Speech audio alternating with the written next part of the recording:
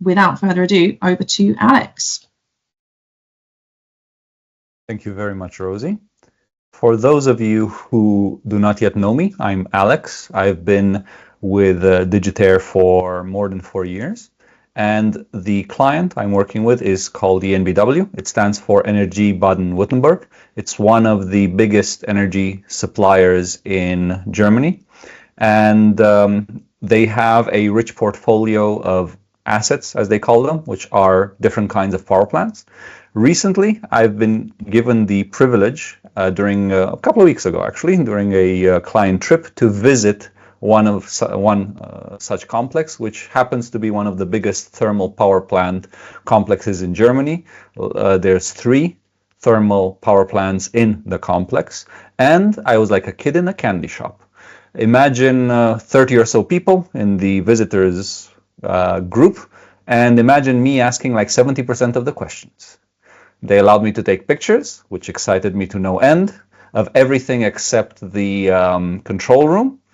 And I will share a condensed version of this with you guys. I was so excited, in fact, that the moment I landed from the client, I got on the phone with the teacher of the local robotics club that I've been involved in for the past 2 years. These are local high school kids from my town, and I asked them if they would like me to do a presentation of what I've just seen. You can tell they're high school kids because of their forlorn faces, but I promise you they were here of their own volition, and they only yawned a couple of times during the presentation and then asked lots of questions, so I'll consider that a win. You'll get a sliver, a very condensed version of that today. This is a view of the thermal complex from up top. You see there a cooling tower, that big tower. To the right, you see the coal storage. In the background, you see the Rhine with an inlet where the barges can dock. You see 2 thin towers. Those are the emissions towers of RDK7 and RDK4, respectively. And over in the distance, about 100 kilometers away, is Alsace-Lorraine, France. There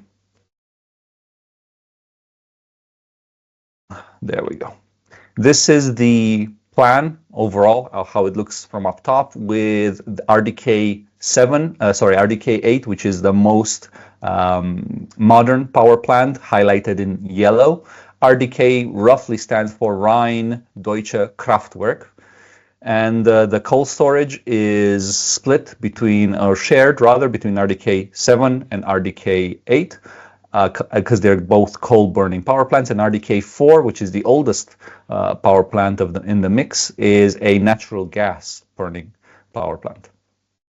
So let's start our journey. There's this coal deposit where barges come in and deposit it in large mountains. There's this big scooper machine that takes it and can transport it from one mound to another. This is kind of how it looks like on the ground, neatly tucked in, let's say. The coal storage holds maximally about 450,000 tons of coal. Usually, they hold about 300,000 tons because they need space to separate the different mounds. More on that in a bit. And it's about 1 month of continuous operation. Worth of coal. They receive about 1,000 barges per year. So the reason why they hold it in different mountains is because the coal is of different quality. So it has homogeneous quality between the mountains, and they consume one mountain at a time fully because they need to tweak the power plant before they start it up to the precise caloric qualities of the mound of coal they're going to burn. The coal used to come from Russia, primarily before the Ukrainian war. Now it comes from Colombia and USA. Germany itself has loads of coal reserves, but they are no longer being mined for 2 reasons. They are substantially, one of it is political. They decide to no longer mine coal because it's considered more polluting. But also, it's more economically expensive to extract their coal from deep underground. It's much more cheaper in Colombia, for example, where they have surface level coal deposit and sea transport is rather cheap.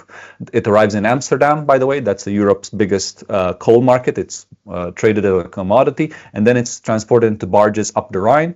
It's checked for quality and caloric content at each stage of the journey, including in a lab in the power plant at destination. Now, the coal, you'll see it gets put on this chute, and it goes up all the way into the boiler, where it is first ground up as a fine powder. It's very, very fine. Imagine a set of teeth, like a fist, very large, that are stationary, and a bowl that is very close to these teeth and twists around very, very rapidly. That's how the coal gets turned into dust. And that is what is burned. You see here an outside view of the boiler room, which is 101 meters tall and 18.8 by 18 meters cross section on the inside. And inside the boiler itself rather, there are 700 kilometers worth of thin water pipes that exchange heat.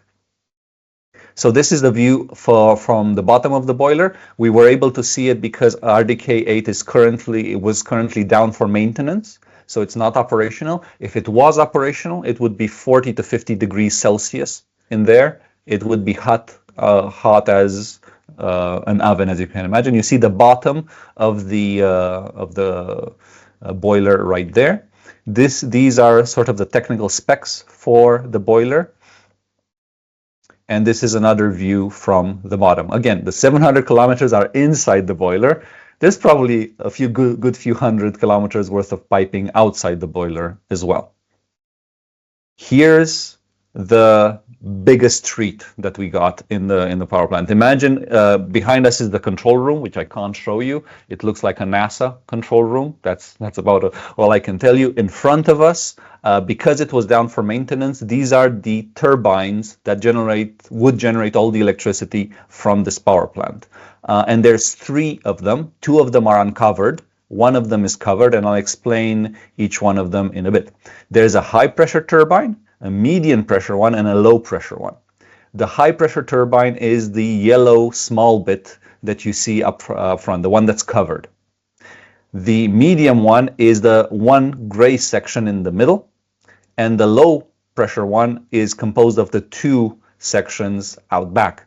Reason being, each one of these 3 sections generates roughly the same amount of electricity. And they're steam turbines, so high pressure steam flows through them. The reason for the size difference is the higher the pressure, the smaller the size to generate the same amount of power. So the smallest one is the high pressure turbine, the medium one is medium pressure, the biggest one is the low pressure turbine to extract as much energy as possible from the steam. Speaking of extraction, the entire process is about 38% efficient, which is to say from the core caloric power of coal, you extract 38% of it into electricity. Besides electricity, it also generates hot water for the district Karlsruhe. So if you take hot water into account, it becomes 58% efficient. Together, RDK7 and RDK8 produce about 300 megawatts of power maximally. 180 megawatts is RTK8, 120 megawatts is RTK7. So here we see 3 sections of turbines of about roughly what's 180 divided by 3 megawatts each. You notice that the turbines are on a blue floor, and it's a different color from the rest of the building. This is because when in operation, they vibrate. If they were connected physically to the rest of the building, they would in time damage the building. So they are not. They're actually resting on buffers, and that is the demarcation line. Here is a cross section of the high pressure steel piping that holds the steam, that feeds the high pressure turbine, the left picture, and the right picture is a sample of a steam turbine blade. Again, high quality steel. This is a picture of the cooling tower. So what happens after electricity is generated? Well, two things. Number one, the steam needs to turn to water and needs to cool down because German legislation limits the temperature of water that can be put back into the Rhine. You'll see in a bit that the water goes back into the Rhine, and it's about 36 degrees Celsius, the limit, and it varies with outside temperature. And this is the only cooling tower on site, and it only serves RDK 8 because when RDK 7 was commissioned, the legislation was not in place, so that it was not necessary to build a cooling tower at that time. This is the high pressure transmission lines out the back of RDK 8. And one of my colleagues, I remember, was mentioning it's such a big piece of equipment for such a small set of high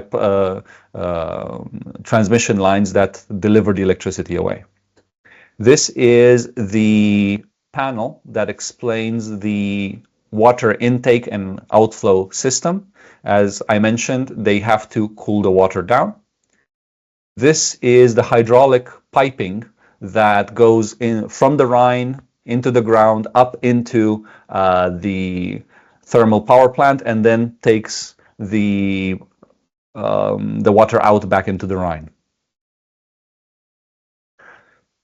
This is the panel that describes RDK 4. RDK 4 is a combination system. It is a natural gas power turbine, that's stage 1, and it is a steam turbine, that's stage 2. How does it work? The natural gas power turbine, imagine a jet engine. It can start and stop very, very fast, but also it produces excess heat, and that excess heat can be used to produce steam, which in turn powers a steam turbine. That's how it works.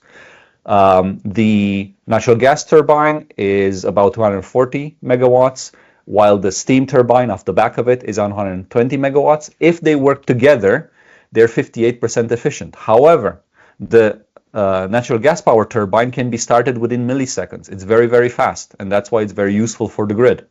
But the steam off the back of it starts in a couple of hours. So that needs to be taken into account. This is the outer casings of the gas-powered turbine, I'm pretty sure. It wasn't out for maintenance, so I can only show you the outside. This is the oldest part of the factory. It says here Steinmüller, 1966, I'm being silly, 1966. This is 2 years after Nelson Mandela was imprisoned in South Africa for in the apartheid jail. That's a factoid for you. And around the same time, we were given a huge treat. So I'm not able to show you the control room that is active, and all 3 control rooms for those power plants are maintained active, but I am able to show you this old-timey control room, which is fully analog, which is extremely dusty, and it was one of my favorite places. I would have loved to spend hours and hours just looking and examining each and every dial in that place. Hold on. There we go. Look at those beauties. They give me shivers just looking at them. All right. So before I go, I'm going to leave you with some random factoids, let's say. So as you possibly know, the amount of energy in a power grid has to balance out producers and consumers always, 24/7, 365 days a year. And the last thing you want is for the electricity to go down. So therefore, there are like 4 or 5 different systems in place, each successively, that make sure the grid doesn't go down. Your number 1 system is your primary reserve, which responds within milliseconds to keep consumption and production at bay, and it's fully automated. For, let's say, 90% of the time, primary reserve is all you need. However, if you're getting close to the edges of what primary reserve can achieve, secondary reserve kicks in, which responds within seconds. It's also fully automated. So imagine before you're going too far down or too far up, secondary reserve kicks in, and then both of them, primary and secondary reserve combined, make sure that power stays stable. If that is not enough, if stuff really serious goes down, there's a tertiary reserve, which is manual, reacts within 15 minutes, and is activated by telephone. And then there's grid reserve. So the gas turbine, for example, power plant is part of the grid reserve. It is being kept in good working order just in case there are planned major outages within the grid. It's also kept in working order because each megawatt of renewables, that's let's say wind and solar, need to be matched pretty much 1-to-1 with grid reserve. Reason being, wind doesn't blow always and sun doesn't shine always, and to the extent that you actually need that level of power, the moment that is not available, you need to have grid reserve in order to set it up. So when you're thinking of the switch to renewables, think of these two major factors. Number one, whenever you do a large bank of, let's say, wind turbines, you have to massively modify the grid to add capacity in order to carry that power to where it's being used, which doesn't exist currently, so it needs to be factored in. Not only that, but you need grid capacity, reserve capacity, to the same level that you're adding renewables at the same time, which makes renewables significantly more expensive than people realize. Last factoid before I go. Actually, no, I'm going to give you two. Let's go like this. EnBW has a energy trading division. They're split between asset traders and prop traders. Asset traders try to sell the energy that EnBW produces, and they're split into departments by time. There's a long-term market for energy, which is 6 years and above and forward in the future, 6 to 30 years. There's a midterm market, of which my project is part of, which is between 24 hours in the future and 6 years in the future. There's a short-term market, which is today plus 24 hours in advance, and there's an ultra short-term market, which is 15 minutes and the next 15 minutes. And there's also prop traders, which legally have nothing to do with asset traders, because they just trade on the market, trying to use their expertise to make extra profit for the company, irrespective of what asset traders do. And it's very important that they have no access whatsoever to the asset trader's position for legal reasons. And final factoid, the best thing to do to bring down world CO2 emissions is to develop more coal power plants in India. Counterintuitive maybe, but the reason for this is that they would replace wood burning, which is much more polluting, and also it's not feasible to currently develop other types of power plants at scale in India. That's it for me. Thank you very much.